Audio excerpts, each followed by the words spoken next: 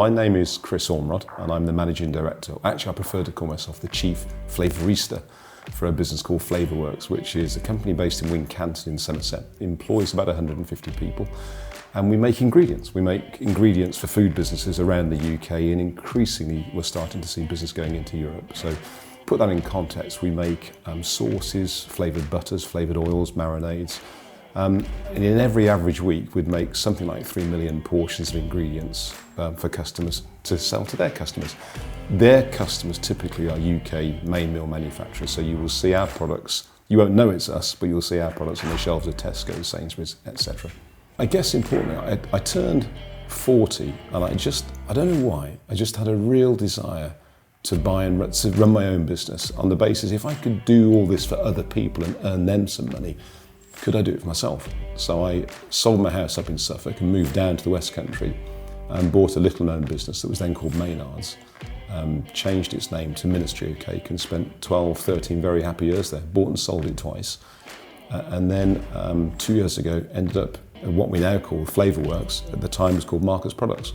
I think the Southwest for food is one of the best places to work. We've got a really nice heritage of food industries down here. Some great natural ingredients. I mean, if you're into dairy products and dairy produce, it is the place to be. But I also think there's something very special about the Southwest and the food that it produces. And I've loved living and working all over the UK, but I think the Southwest is the best place to be. It's funny you should ask about challenges for the industry at the moment. I suspect, listen, everybody's going to mention Brexit, and you know that's been a long time in the coming, I think. So in terms of our business, we know what Brexit means, we think, even though there is some confusion about the final update and what it will be, but we think we've planned for it, we think we've got enough contingency plans in place. We looked at stockpiling and decided for us it wasn't appropriate. We're a small business and we can't afford the cash to be tied up. But actually, to a certain degree, I'm over Brexit now. I think the biggest issue for us and for food and drink industry businesses generally is the availability of labour.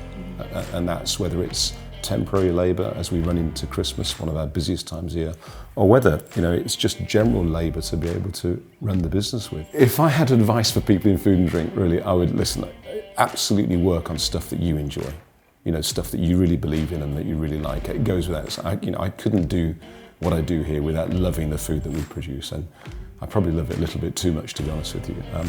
Secondly, I think, and this is apposite if you've got a business which is kind of on the cusp of growing, is I do see and I do read, and I have met a lot of businesses that have gone for the early dollar with some of the big retail chains, and quite they've got a big volume order, can be very exciting. Your business has gone from yo turnover to X million, but I do question sometimes the profitability of some of those deals, and I've seen way too many businesses have gone over or struggled badly as a result of getting into it. So I would always look at the volume opportunities carefully, but absolutely know your margins. And I suppose, and this is, isn't it trite as a saying, profit is sanity and sales are vanity. It's absolutely right.